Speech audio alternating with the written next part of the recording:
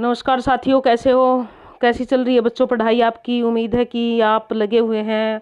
और चलिए जी, मैं भी आपके साथ लगी हुई हूँ। इसी में हम इस एक प्रश्नोत्तर सीरीज हमने कल शुरू की थी, जिसमें हमारे बहुत सारे जो देखने वाले हैं उन्होंने कहा था कि बिल्कुल चलाओ मैडम, ये बड़ी लाभदायक है। हमारे कुछ मित्रों ने कहा कि पहले से जो ना हाईलाइट मत करो। देखिए, ये जो पहले से हाईलाइट हुई हुई है पीडीएफ मैंने भी कहीं से उठाई है, तो इसलिए इसको तो मैं नहीं मिटा सकती, लेकिन मैं पूरा एक्सप्लेन करने की कोशिश करती हूँ और उम्मीद है कि आपको इससे फ़ायदा होगा। तो चलिए जी, चलते हैं, देखते हैं। प्रश्न नंबर 50 तक हमने कल कर लिए थे।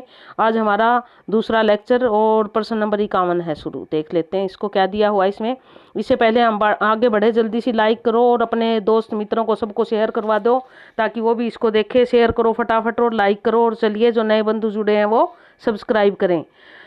चलो जी, ये सिर्फ 50% नहीं है, 50 में पता नहीं ये 150 है क्या 200 है कि कितने हैं। जितने मैक्सिमम बनते हैं मैं आपको करवाती हूँ, इसलिए इनको ध्यान से करिए। प्रश्न नंबर 51 है, उदय प्रकाश द्वारा रचित कौन सी कहानी नहीं है? यानी कि इसमें बाकी तो सारी कहानी नहीं है, बाकी तो सारी कहानी उदय प्रकाश जी की है, और उसमें एक कहानी ऐसी है जो इनकी नहीं है। कौन सी है? तिरिछ उन्हीं की है। पालगोमरा का स्कूटर उन्हीं की है। पोली आंधी नहीं है। दरियाई घोड़ा भी उन्हीं की है। तो इसका उत्तर हमारा सी रहेगा, जैसा कि इसमें दे भी रखा है आपका सी। पीली आंधी इनकी रचना नहीं है, उदय प्रकाश जी की कहानी नहीं है। चलिए अगला प्रश्न देख लेते हैं। फणीश्वर नाथ रेणु को तो हमने कई बार पढ़ लिया। मैंने एनसीईआरटी के जो नोट्स करवाए हैं उनमें फणीश्वर नाथ जी 2-3 बार आए हैं, और मैंने बार बार आपको ये कहा है कि इनको छोड़ना मत, इनको जितना भी आप इनका कर सको मैक्सिमम कर लो। अभी इन्होंने फणीश्वर नाथ रेणु ने बहुत सारी कहानियां लिखी है, और उन्हीं में से यहाँ पूछी गई है रेणु की कौन सी कहानी है। इनमें से 4 कहानी दी गई है, तो 3 उनकी नहीं है और 1 उनकी है। तो पहली हम रस प्रिया, दूसरी रस आखेटक, तीसरी रसिक प्रिया, और चौथी जो है ना प्रिया नीलकंठी। अब इनमें से रस प्रिया जो कहानी है वो फणीश्वर नाथ रेणु जी की है, यानी कि ए उत्तर आएगा इसका 52वें का ए। उसके बाद अगला ले लीजिए 53वां प्रश्न हमारा। 53वां प्रश्न क्या कह रहा है देख लेते हैं।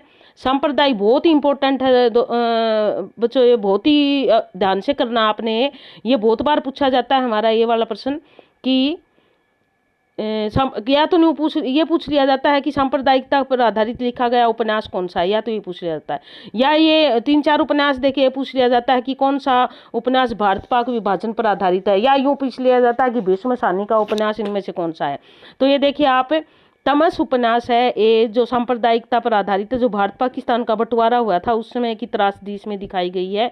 और ये अगला जो है ग्रामीण परिवेश से संबंधित है हमारा, ये बलचनमा।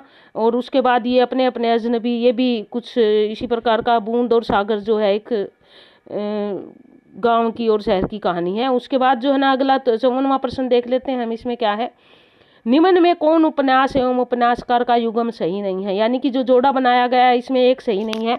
महाभोज मनु भंडारी का, बिल्कुल आपने पढ़ा भी होगा, आम के सिलेबस में था हमारा महाभोज। आवा पर फिल्म बन चुकी है, बहुत अच्छी फिल्म बनी है, पंजाबी फिल्म थी आवा। चित्रा मुदगल का है, बहुत ही चर्चित उपन्यास रहा इनका। एक तमस राजी सेठ का है, तमस तो भीष्म साहनी का है, तत्सम राजी सेठ का है। और मुझे सूरज चाहिए। अब ये जो है यहाँ पर 54वां प्रश्न हमारा, ये क्या है, ये युग्म सही नहीं है, यानी कि डी ऑप्शन है इसका। अब मुझे सूरज चाहिए किसकी रचना है? ये सूरज प्रकाश जी की रचना, सुरेंद्र वर्मा की नहीं है। किसकी है? सूरज प्रकाश की। ठीक है। उसके बाद अगला ले लीजिए 55वां। पहला गिरमिटिया उपन्यास विशेषकर किस पर केंद्रित है? पहला गिरमिटिया उपन्यास जो है वो किस पर केंद्रित है? वो महात्मा गांधी के जीवन पर आधारित है। महात्मा गांधी के जीवन के बारे में बताया गया है इसमें। चलिए जी अगला देख लेते हैं हम। अगला प्रश्न क्या कहता है, दुखम सुखम उपन्यास की लेखिका का नाम बताइए। आधुनिक लेखिका हमारी, जो आज के वर्तमान के धरातल पर खड़ी होकर उपन्यास लिखे उन्होंने बहुत सारे। तो ये जो है पहला ममता कालिया इसकी लेखिका है, सी ऑप्शन आएगा, दुखम सुखम। उसके बाद है, पहले देखिए जो आधुनिक उपन्यासकार या आधुनिक लेखक है उनकी कई बार रचनाएं पूछी जाती है पेपरों में। पाप और पुण्य के चिरंतन नैतिक प्रश्न को किस उपन्यास में प्रस्तुत किया गया है? पाप और पुण्य के जो है ना, पाप और पुण्य पे मनन करके एक नैतिकता का प्रश्न उठाया गया है, और वो उपन्यास है चित्रलेखा। बी ऑप्शन इसका है। और ये चित्रलेखा जो उपन्यास है इसके लेखक है भगवती शरण, और इस पर जो है ना 2 बार फिल्म बन चुकी है। एक बार 1941 में बनी थी और एक बार फिर 1964 में फिल्म बनी। 2 बार जो है ना हिंदी फिल्म बन चुकी चित्रलेखा पर, तो इसको ध्यान रखिए, ये बहुत ही इंपॉर्टेंट है हमारा। उसके बाद अगला देख लीजिए, यह भी बहुत इंपॉर्टेंट उपन्यास है, अगला कई बार आता है यह पथबंधु था। इनका जो है ए नरेश मेहता, प्रभाकर माचे, भैरव प्रसाद गुप्त, रांगे राघव। तो नरेश मेहता का जो है ये ए ऑप्शन आएगा इसका। नरेश मेहता का ये उपन्यास है, यह पथबंधु था। काफी चर्चित उपन्यास रहा इनका, क्योंकि नरेश मेहता ने इससे पहले एक उपन्यास लिखा था जो काफी विवादों में रहा था। उसके बाद जो है यह पथबंधु था, ये भी काफी चर्चित उपन्यास रहा उनका। उसके बाद अगला उपन्यास है हमारा नटों के जीवन पर। ये देखिए दोस्तों, ये अगला जो प्रश्न है हमारा 59, नटों के जीवन संघर्ष का उल्लेख किस उपन्यास में किया गया है? कब तक पुकारू जो है ये है उपन्यास हमारा रांगे राघव का। इस उपन्यास में बंजारों के जीवन पर बताया गया है, और इस पर एक नाटक सीरीज भी बन चुकी है, जिसमें जो है वो पंकज कपूर जो है शाहिद कपूर के पिता, वो मुख्य भूमिका में थे, और वो नाटक बना था और काफी पसंद किया गया था। दूरदर्शन पे आता था, कब तक पुकारूं है ये बंजारों के जीवन पर आधारित। ये प्रश्न बहुत बार पूछा जाता है पेपर में, कई बार रिपीट हो जाता है ये, तो ये इंपॉर्टेंट प्रश्न है, इसको आप ध्यान से देखोगे। उसके बाद अगला है हमारा सर्वेश्वर दयाल सक्सेना की नाट्य कृति का नाम बताइए। तिलचट्टा शुतुरमुर्ग, अंधों का हाथी, बकरी। बकरी जो है उनका नाटक है। बकरी जो है कहानी भी है जो भारतेंदु हरीशचंद्र जी ने लिखी थी, लेकिन इनकी जो है बकरी नाटक है, डी नाटक सर्वेश्वर दयाल का। उसके बाद अगला देख लीजिए, भक्ति आंदोलन भारतीय चिंताधारा का सर्वाधिक विकास है। यह कथन किसका है? भारतीय चिंताधारा का, यानी कि भारतीय चिंतन मनन का भक्ति आंदोलन सबसे ज्यादा विकास करती है। यह कथन आचार्य हजारी प्रसाद द्विवेदी जी का है, हमारे जो बहुत बड़े समीक्षक आलोचक हुए हैं। उन्होंने जब भक्ति काल को जो है जॉर्ज ग्रियर्सन जैसे लोगों ने भक्ति काल को स्वर्ण युग कहा, तो उस पर बहुत सारा विश्लेषण हुआ, और यह पंक्ति उन्होंने कही आचार्य हजारी प्रसाद द्विवेदी ने। उसके बाद अगला प्रश्न है हमारा, दूसरी परंपरा की खोज किस विधा की रचना है? ये भी आ जाता है कई बार। 62वां प्रश्न, दूसरी परंपरा की खोज किसकी है? कई बार इसके लेखक का नाम पूछ लिया जाता है, और अब तो पूछा है कि ये कौन सी विधा का है, क्या है, या आलोचना है, खोज एवं सर्वेक्षण है, या ये कहानी है, या ललित निबंध है। सबसे पहले तो दूसरी परंपरा की खोज किसकी है हम ये देख लेते हैं। ये हमारी जो है वो हजारी प्रसाद द्विवेदी का निबंध है ये। तो इसमें निबंध है तो कौन सा? ललित निबंध है ये। इस निबंध में जो हमारे प्राचीन कालिदास जैसे जो कवि है और आधुनिक जो है उनकी तुलना की करके दिखाई गई है। इसमें लालित्यपूर्ण उनका वर्णन है, तो ये ललित निबंध है। उसके बाद अगला प्रश्न है हमारा, सूरज की अंतिम किरण से सूरज की पहली किरण तक, यानी कि सूर्य की अंतिम किरण से लेकर सूर्य की पहली किरण तक यह जो है ना किसकी नाट्य कृति है, यानी कि यह नाटक किसका है? अभी यह नाटक है सुरेंद्र वर्मा का। सुरेंद्र वर्मा ने इस प्रकार के नाटक लिखे हैं, तो यह नाटक सुरेंद्र वर्मा का है। देख लीजिए। अब अगला प्रश्न है हमारा, नाटक के लिए रंगमंच होना चाहिए, रंगमंच के लिए नाटक नहीं है। ये हमारे जो है ना यहाँ पर निशान तो लगा हुआ है जयशंकर प्रसाद, मैं पहले बता देती हूँ और फिर इसको थोड़ा सा हम एक्सप्लेन कर देते हैं। आपने देखा होगा जयशंकर प्रसाद के नाम से जो है ना नाटक का जयशंकर प्रसादोत्तर, प्रसाद पूर्व और प्रसाद काल, इस प्रकार के नाटकों को करके नाटकों का विभाजन किया जाता है। प्रसाद ने जो नाटक लिखे, चंद्रगुप्त, समुद्रगुप्त, ध्रुव स्वामिनी जैसे नाटक लिखे उन्होंने, तो इनके जो नाटक थे अधिकतर ऐतिहासिकता पर थे। और जयशंकर प्रसाद के नाटकों के बारे में, इन्होंने नाटकों के बारे में एक बहुत बड़ा जो है वो प्रारंभिक परिचय भी दिया, नाटक क्या होना चाहिए, कैसा होना चाहिए, उसी में ये कथन है उनका। तो जयशंकर प्रसाद का मानना था कि नाटक के लिए रंगमंच होना चाहिए, ना कि रंगमंच के लिए नाटक, क्योंकि अक्सर तो यूं कहते थे कि नाटक इस प्रकार होना चाहिए जो रंगमंच पे खेला जाए, नाटककर्ताओं की ये थी बात। अब उनके नाटक इसीलिए रंगमंच की दृष्टि से असफल माने जाते हैं क्योंकि उनके नाटकों में बहुत सारा जो ना तामोझाम है, इतने सारे पात्र है। वो कहते हैं नाटक की नियम, एक जो है ना नियम था कि नाटक में ना कम पात्र होने चाहिए और जो ना ऐसा वातावरण होना चाहिए जिसको आराम से मंच पे दिखाया जा सके। इसी संदर्भ में जयशंकर प्रसाद जी ने ये बात कही थी। तो इसका उत्तर रहेगा हमारा डी, यानी कि नाटक रंगमंच के लिए जो है ना नाटक के लिए रंगमंच होना चाहिए, ना कि रंगमंच के लिए नाटक, इस प्रकार की बात इन्होंने कही थी।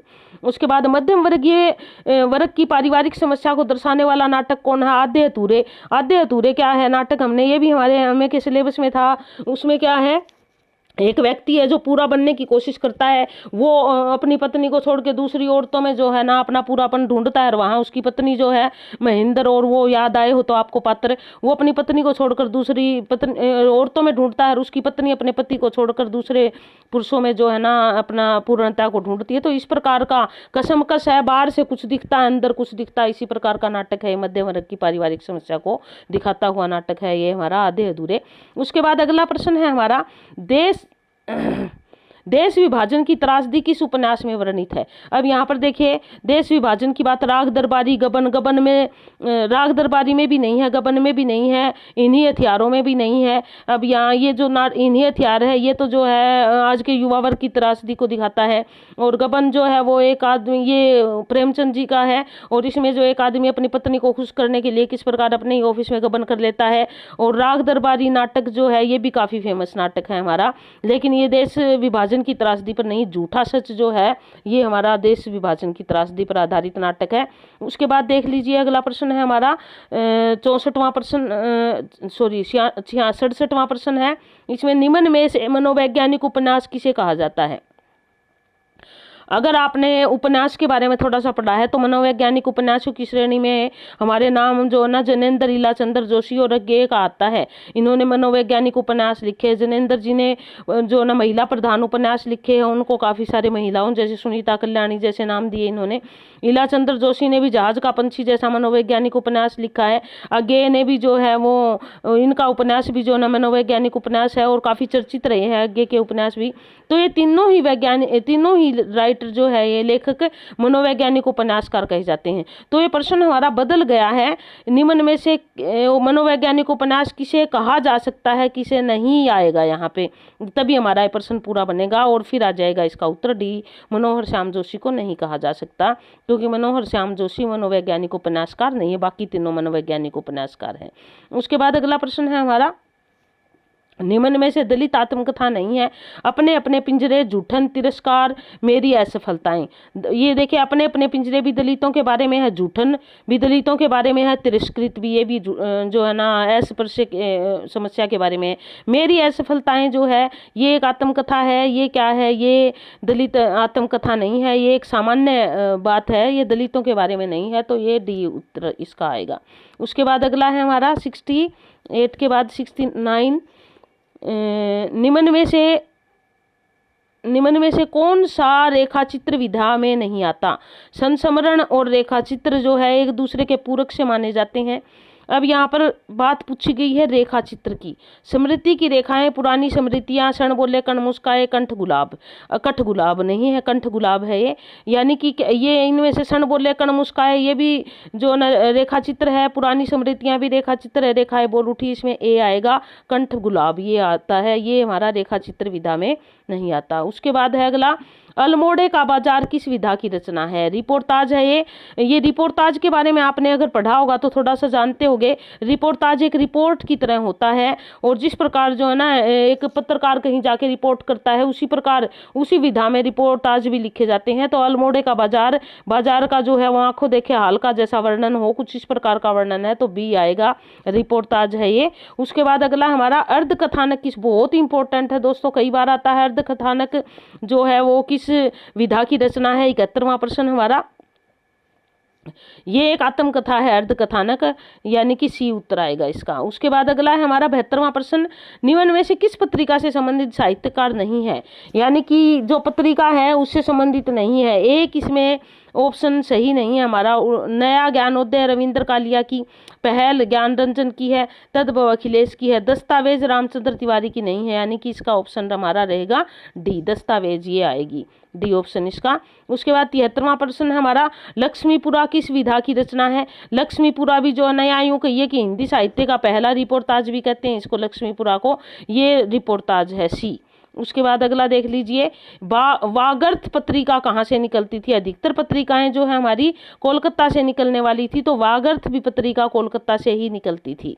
उसके बाद अगला प्रश्न है हमारा 75वां, अकाल पुरुष गांधी किसे इस जीवनी की रचना की है। आपको पता है गांधी जी के विचारों से ये जितने यहाँ पर लेखक दे रखे हैं उनमें से बहुत प्रभावित थे गांधी जी के विचारों से, और वो लेखक थे हमारे श्री जनेंद्र जी। तो ये अकाल पुरुष गांधी, इनकी काफ़ी चर्चित रचना थी, ये जीवनी थी, गांधी जी के जीवन के बारे में जनेंद्र जी ने लिखी थी, ए आएगा इसका। उसके बाद अगला प्रश्न है हमारा, एक कई बार यूं भी आ जाता है, इनके नाम दे दिए लेखकों के और ये पूछ लिया जाता है इनमें से गांधी जी के जीवन से प्रभावित कौन था, तो जनेंद्र आएगा इनमें। उसके बाद है निम्नलिखित में द्वंद्व समास छाटिए, ये व्याकरण आ गई हमारी। द्वंद्व समास शोकाकुल, शोक से व्याकुल और सर्वोत्तम, सबसे उत्तम जो वीर पुरुष, वीर है जो पुरुष कर्मधारी है, पाप और पुण्य यानी कि डी आ जाएगा। द्वंद्व पूछा गया है तो द्वंद्व में दोनों पदों की प्रधानता होती है और विग्रह करते हैं तो और, तथा, अथवा या योजकों जैसा हमारे पास उपलब्ध होते हैं, तो पाप और पुण्य, पाप अथवा पुण्य, पाप या पुण्य, इस प्रकार इसका विग्रह हम करेंगे, तो ये हमारा डी आएगा इसका। उसके बाद अगला है 77वां प्रश्न, निम्न में से कौन वर्णिक छंद है। ये देखिए मैंने जो है ना वो समास भी करवा रखे हैं बहुत विस्तार पूर्वक। आप मेरे YouTube चैनल पर जाओगे तो वहाँ समास की आपको जो ना वीडियो मिलेगी जिसको बड़े अच्छे से एक्सप्लेन करके समझाया, वहाँ से देख सकते हो। और ये छंद भी मैंने करवा रखे हैं, लगभग 8-10 छंद करवा रखे जो इम्पोर्टेंट है, और छंद की जो ना कुछ नियम बताए गए हैं। अगर आप छंद जानना चाहते हो तो उन नियमों को जरूर याद रखना पड़ेगा, वो सारा विस्तार पूर्वक समझाया हुआ है। तो दोहा, चौपाई और रोला, ये तीनों हमारे मात्रिक छंद है। छंद दो प्रकार के होते हैं, एक वर्णिक और एक मागती, एक तीसरा भी मानते हैं, मुक्तक छंद मानते हैं। मूलतः तो दो की बात होती थी, मुक्तक छंद बाद में आया था, और जो ना मुक्तक छंद में दोनों में से कोई भी नियम लागू नहीं होते, इसलिए उसको मुक्तक छंद कहते हैं। तो दोहा जो है हमारा 13+11 यानी कि ये 24 मात्राओं का एक चरण होता है। चौपाई 16-16 मात्राओं के 4 चरण, सब में 16-16 मात्राएं होती है। और रोला भी जो है ना हमारा दोहा की तरह ही होता है, लेकिन इसमें जो है इसका अंत हमेशा दीर्घ से होता है, बस ये है, वैसे 13+11 होता है। सवैया जो है वो एक ये वर्णिक छंद है, इसमें वर्णों की गणना और गणों की गणना की जाती है, तो इसका ऑप्शन हमारा रहेगा सी। अगर विस्तार पूर्वक देखना है तो ये सारे छंद मैंने करवा रखे हैं, और आप मेरे चैनल पे जाके वहाँ वीडियो के माध्यम से इसको और अच्छे से जान पा सकते हो। उसके बाद अगला देखिए परमानंद, तो हमने जो है अभी इसके 77 प्रश्न कर लिए। उम्मीद है कि आप साथ साथ चल रहे होगे, और आपने अभी तक तो लाइक भी कर दिया होगा, और आप एक अपने मित्र बंधु जो भी आपके जानकार है जिससे भी इसको फ़ायदा हो उनके पास आपने शेयर भी कर दिया होगा। तो चलिए, लाइक का नहीं किया तो जल्दी से लाइक पे जो न दबाइए, क्लिक कीजिए और चलिए आगे बढ़िए। परमानंद शब्द में कौन सा समास है, फिर समास आ गया हमारा परम है जो आनंद। अगर विग्रह करेंगे तो क्या करेंगे, परमानंद का विग्रह करेंगे, परम है जो आनंद। तो परम है जो आनंद यानी कि विशेषता आ गई, आनंद बहुत परम है, तो विशेषता जब आ जाती है तो क्या है, इसकी कर्मधारय समास आ जाता है। ठीक है, तो उसके बाद देख लीजिए अगला हमारा प्रश्न क्या कहता है। विभत्स रस का भी मैंने बहुत अच्छे से एक्सप्लेन करके जो है ना बनाई हुई है वीडियो, वो भी आप मेरे YouTube चैनल पर देख सकते हो। सारे रस करवा रखे, उसमें 11 9 मूल रस है और 2 रस बाद में जुड़े थे, वैसे श्रृंगार का ही भाग था वो। किस प्रकार उनके स्थायी भाव होते हैं, अस्थायी भाव क्या है, उनके विभाव कौन से हैं, संचारी भाव कौन से हैं, और फिर रस का किस प्रकार हम पहचान सकते हैं, सारा विस्तार पूर्वक बताया हुआ, तो वहां से देख सकते हो आप। विभत्स रस, अशोक का जो है स्थायी भाव वो करुण होता है, विस्मय का जो है वो हास्य होता है, और जुगुप्सा विभत्स का स्थायी है, और अद्भुत जो है रस उसका क्या होता है, विस्मय का भाव होता है। तो ये जो है हमारे अद्भुत रस है, ये विस्मय और शोक, ये रस और स्थायी भाव साथ साथ दे रखे हैं, तो इसका सी आ जाएगा। विभत्स का जुगुप्सा आएगा, स्थायी भाव है। जुगुप्सा क्या होती है, गली सड़ी इच्छा, यानी कि कुछ इस प्रकार का वातावरण जिसमें बहुत ही ज़्यादा जो है वो ग्लानिदायक, घृणादायक जो वातावरण उत्पन्न हो, उसको जुगुप्सा कहेंगे हम। उसके बाद अगला देख लीजिए, निम्न में कौन सा अर्थालंकार है। अर्थ, हिंदी में 2 प्रकार के अलंकार होते हैं, शब्दालंकार और अर्थालंकार। संस्कृत में 3 प्रकार के, एक उभयालंकार भी होता है, जबकि हिंदी में नहीं होता। अब श्लेष अलंकार तो शब्दा अर्था दोनों में आ जाता है, कई बार शब्दा में आता है, कई बार अर्था में। यमक जो है वो शब्दालंकार है, वक्रोक्ति भी शब्दालंकार है, अनुप्रास शब्दालंकार है। शब्दालंकार कम है, अर्थालंकार ज्यादा है। रूपक, उत्प्रेक्षा, अनुप्रास, ये सारे अर्थालंकार, क्योंकि जब तक आप इनका अर्थ स्पष्ट नहीं करोगे अलंकार की अनुभूति नहीं होगी। तो ये हमारे हैं अर्थालंकार, रूपक अर्थालंकार होता है। उसके बाद अगला है वीर रस। ये अलंकार भी मैंने करवा रखे बहुत अच्छे से विस्तार पूर्वक, आप अगर देखना चाहो तो वहां जाके देख सकते हो मेरे YouTube चैनल पे, इसकी वीडियो भी आपको विस्तार पूर्वक वर्णन के साथ मिलेगी।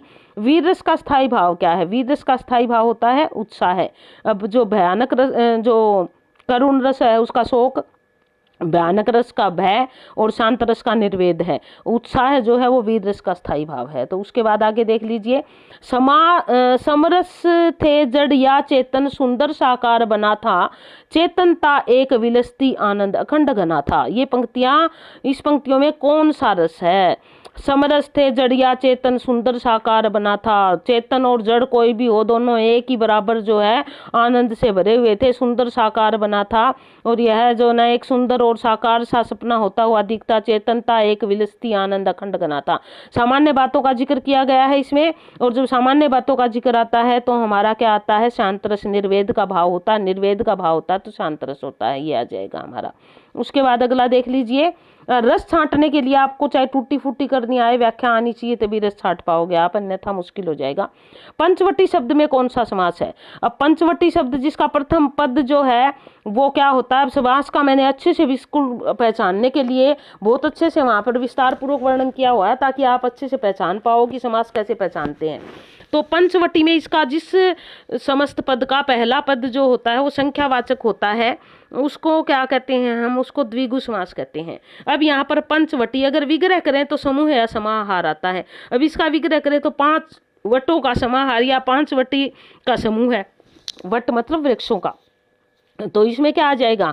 सीधी बात है, समाहार की भी बात है, तो हमारा यहाँ पर संख्यावाचक होने के कारण और समाहार इस प्रकार विग्रह बनता है। लेकिन आप ध्यान रखिए ये द्विगु हो गया। ध्यान रखिए अगर कोई ऐसी संख्या है जो किसी के लिए रूढ़ हो गई है तो रूढ़ में फिर बहुविधि चला जाता है, फिर हमारा द्विगु समास नहीं आता। जैसे दशानन है, ये एक सामान्य बात नहीं है। दशानन सबके तो होते नहीं, किसी किसी के होते हैं, तो वो मैंने वहाँ पे बिल्कुल अच्छे से समझाया हुआ, आप वहाँ से देख सकते हो। उसके बाद आगे देख लीजिए कि बिनु पग चले सुनई बिनु काना। अब इसकी ये रामचरितमानस से पंक्ति है तुलसीदास जी की। कहते हैं भगवान की जब दया होती है तो बिना पंगु भी चलने लगता है, और जिसके जो बहरा है उसको भी सुनने लगता है। भगवान की दया ऐसी होती है, श्री राम के बारे में लिखा उन्होंने। तो कहते हैं बिनु पग चले सुनई, सुतई नहीं है ये दोस्तों, ये यहाँ पे देखिए, ये जो है वो सुनई है, न है, ये तय की जगह सुनई बिनु काना। अब आप यूं बताओ, किसी के पैर नहीं है तो वो चल कैसे सकता है, और किसी के कान नहीं है तो वो सुन कैसे सकता है? जब कवि काव्य में इस प्रकार की चीजों का प्रयोग करता है तो उसको कहते हैं असंगति अलंकार। अब असंगति है यानी कि बिना पैर के चला नहीं जा सकता, तो इसलिए ये हमारा अलंकार कौन सा आ जाएगा? ए आ जाएगा, यानी कि 84वां का ए उत्तर है। उसके बाद अगला प्रश्न देख लीजिए, हमारा 85वां प्रश्न क्या कहता है? निम्न में अर्ध स्वर कहलाता है। बहुत ही इंपॉर्टेंट प्रश्न है, और ये इसमें कई बार हम पढ़ते पढ़ते छोटी छोटी चीज़ों को ध्यान नहीं दे पाते और फिर गड़बड़ हो जाती है सारी चीज़ें। तो अब यहाँ पर क्या है हमारे? य मैं रे ले। अब 3 तो अंत्य, य रे ले व यानी कि 4 अंत्यस्थ होते हैं, तो 3 तो अंत्यस्थ दिए है, एक अनुनासिक, ये नासिक के दे दिया मैं 5वां वर्ण। तो इसमें पूछा अर्ध स्वर, ये तो व्यंजन, आप कहोगे कि जी ये तो व्यंजन होते हैं, इनको अर्ध स्वर क्यों कहते हैं? लेकिन हिंदी में देखिए कुछ 1-2 व्यंजन ऐसे हैं जिनको अर्ध स्वर कहा जाता है। अर्ध स्वर किस आधार पे कहा जाता है? व्यंजन है वैसे तो वो, अर्ध स्वर इसलिए कहा जाता है क्योंकि जब उनका उच्चारण करते हैं तो वायु बिना किसी रुकावट के बाहर निकल जाती है, इसलिए उनको अर्ध स्वर की संज्ञा दी गई है। और ये वर्ण है हमारे य और वह, ये वह, ये वह। अगर आप वैसे भी बोलोगे तो भी झटके के साथ एकदम निकलती है बिना बाधा के वायु, तो इसलिए इसका उत्तर वह यहाँ है नहीं, यह है, तो इसका उत्तर यह रहेगा। ठीक है। उसके बाद अगला प्रश्न देख लीजिए, उम्मीद है कि आपको समझ आ गया होगा। 86वां प्रश्न देख लीजिए, बिहारी हिंदी की बोली का, ये हमारी हिंदी भाषा की वर्गीकरण किया गया है 5 भागों में बोलियों के अनुसार। पश्चिमी हिंदी, पूर्वी हिंदी, बिहारी, पहाड़ी और जो है वो शोर सैनी, इस प्रकार करके किया गया है।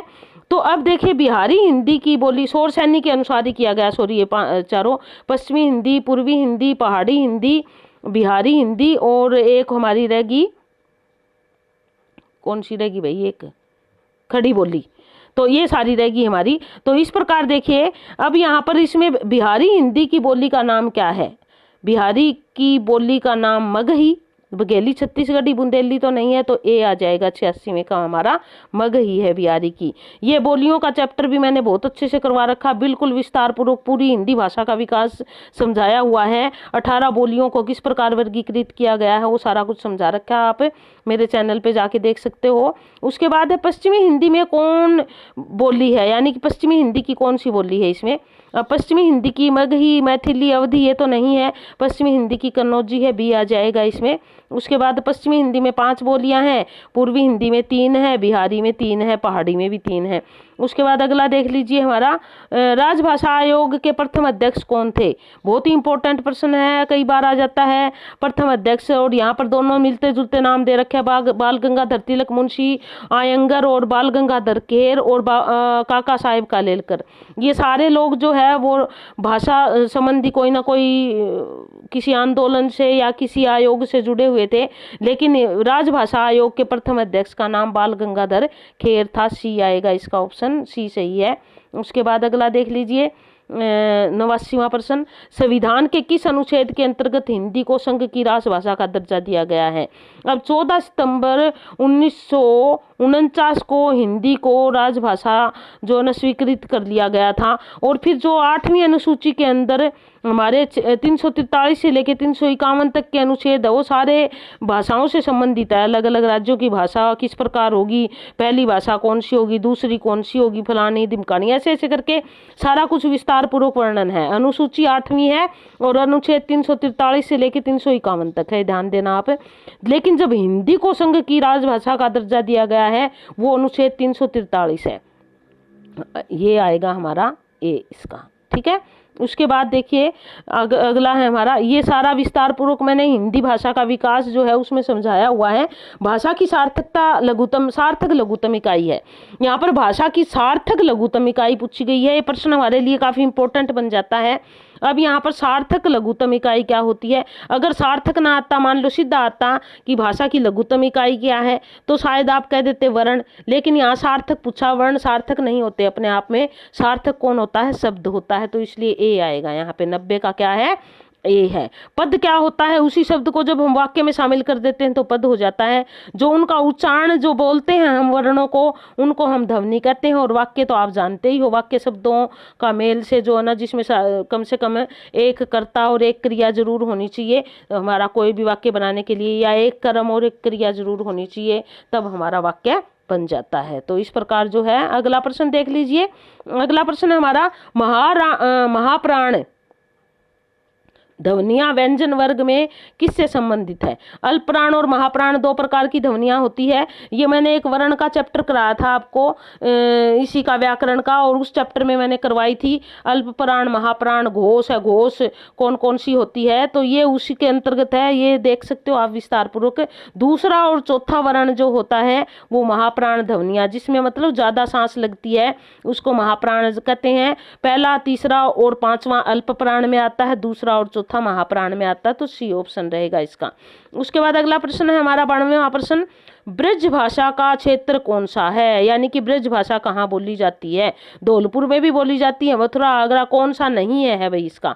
अब यहाँ पर सरगुजा जो है ये ब्रज भाषा का क्षेत्र नहीं है, क्योंकि सरगुजा जो है ना छत्तीसगढ़ में पड़ता है, ये छत्तीसगढ़ी बोली जाती है वहाँ पे सरगुजा में, तो यहाँ पर छत्तीसगढ़ी आ जाएगी इसकी, ये ब्रज भाषा का क्षेत्र नहीं है। उसके बाद अगला देख लीजिए, अहेतुकी का शुद्ध रूप है अहेतुकी।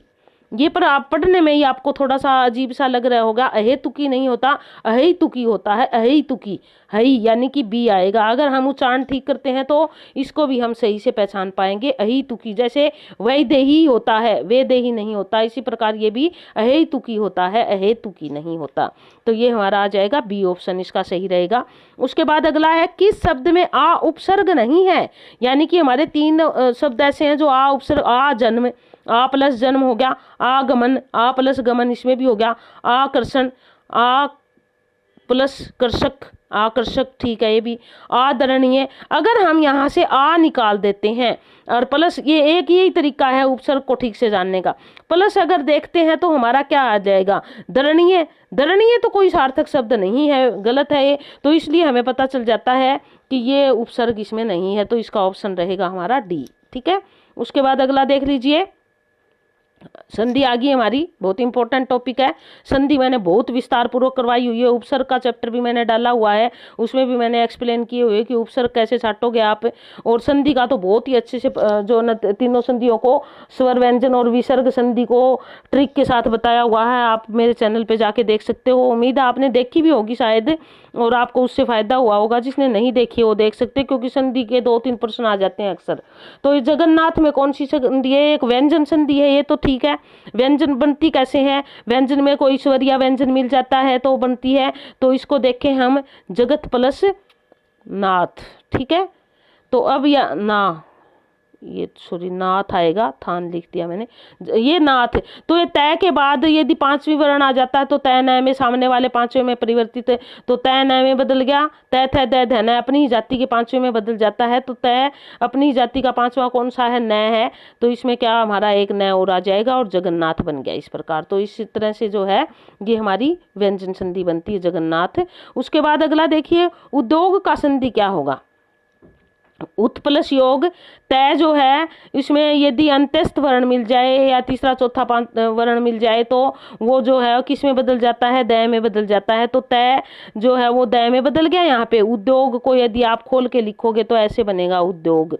तो ये तय जो था, ये वाला जो तय है ये इस दय में परिवर्तित हो गया, उद्योग बन गया। तो ए ऑप्शन सही रहेगा इसका। उसके बाद अगला देख लीजिए, निम्न में प्रत्यय रहित शब्द है, यानी कि उसमें प्रत्यय नहीं है। दर्शनीय, अब यहाँ पर जो है दर्शनीय, दर्शन प्लस ये दर्शनीय हो गया। उसके बाद दुर्गुण, अब इसमें दुर प्लस गुण, यहाँ पर क्या है? इसमें दुर प्लस गुण, इसमें तो उपसर्ग है, प्रत्यय नहीं है इसमें। तो हमारा बी ऑप्शन रहेगा, ठीक है। भिक्षुक, भिक्षु प्लस क या अक। इसी प्रकार कर्तव्य, इसमें कृत प्लस तव्य, यानी कि सब में इनमें वो है, लेकिन इसमें दुर्गुण है, इसमें क्या है? उपसर्ग है, प्रत्यय नहीं है। तो बी ऑप्शन आएगा इसका, ठीक है। उसके बाद अगला देख लीजिए, अथवा व्याकरण की दृष्टि से है। अथवा क्या कहलाएगा? संधि है, उपसर्ग है, अन्वय है या अव्यय है? अब आपने देखा होगा उपसर्ग तो अथवा नहीं होता, अन्वय यानी कि ये तो है ही नहीं, संधि भी नहीं है ये। अथवा एक अव्यय है। अव्यय क्या होते हैं? अव्यय का शाब्दिक अर्थ होता है नय व्यय, यानी कि जो किसी भी रूप में खर्च नहीं होते। तो अथवा एक अव्यय है। आप इसको लिंग वचन पुरुष जाति के अनुसार कहीं भी इस्तेमाल करो, अथवा एज इट इज रहेगा, इसमें कोई परिवर्तन नहीं आएगा। तो इसलिए वह अव्यय कहलाएगा। अथवा क्या है? अव्यय। जैसे धीरे धीरे, मधुर, ये सारे जो है वो अव्यय है। इसी प्रकार ये अथवा भी हमारा अव्यय है। उसके बाद 99% देख लीजिए, 99वां प्रश्न, प्रत्येक का संधि विच्छेद क्या होगा? ये संधि जो हमने कर रखी है बहुत अच्छे से। अब इस संधि का देखिए, प्रति प्लस एक, ये तो हम इसका है यहाँ पे हाईलाइट किया हुआ, तो निशान तो लगा लेंगे। अब कैसे है यहाँ पर? अब प्रति जो है इसमें से हम ई निकाल देंगे। यहाँ पे हमने छोड़ दिया प्रत, ई जो निकाला था हमने, इसमें छोटी ई थी। ई जो, यदि ये क्या होता है, ई या ऊ के बाद कोई भिन्न स्वर आ जाए तो ई क्रम से य में और ऊ वै में परिवर्तित हो जाता है। कुछ इस प्रकार की संधि है हमारी, ये स्वर संधि है। तो ई किस में बदल गया? हमारा ई क्रम से य में बदलता है। य यानी कि ये बदल गया हमारा ई, ये ठीक है। और इसमें क्या मिला? हमारा एक मिला, तो हमारा यह पूरा हो गया। और यह में क्या लग गया? ये एक की मात्रा लगी और ये कै हो गया। और पीछे क्या बच रहा है? हमारा प्रत। तो प्रत्येक बन गया इस प्रकार। तो ये देख लीजिए, इसका प्रति प्लस एक ये आ जाएगा, हमारी स्वर संधि आएगी ये 99 का। उसके बाद अगला है 100वां प्रश्न हमारा। अंतिम प्रश्न की ओर बढ़ रहे हैं। उम्मीद है कि आपको जो ना आपने लाइक शेयर सब कुछ कर दिया होगा और पेपर भी समझ लिया होगा, बड़े अच्छे से समझ आया होगा आपको। घोटक का तद्भव क्या है? घोटक जो है उसका तद्भव ये है अश्व, तुरंग और घोड़ा, सारे घोड़े के पर्यायवाची दिए गए हैं। घोटक जो है एक तत्सम शब्द है, यानी कि संस्कृत का शब्द है। और इसका जो दूसरा रूप है जो हिंदी में प्रयुक्त होता है उसको हम क्या कहते हैं? घोड़ा कहते हैं। घोटक का तद्भव रूप घोड़ा है। तत्सम और तद्भव शब्द क्या होते हैं? जो संस्कृत के जो के तो हिंदी में प्रयुक्त होते हैं वो तो तत्सम यानी कि वह उसी के बराबर। तद्भव क्या? हो गए, यानी कि परिवर्तित होकर जो हिंदी में प्रयोग होते हैं उनको हम तद्भव शब्द कहते हैं।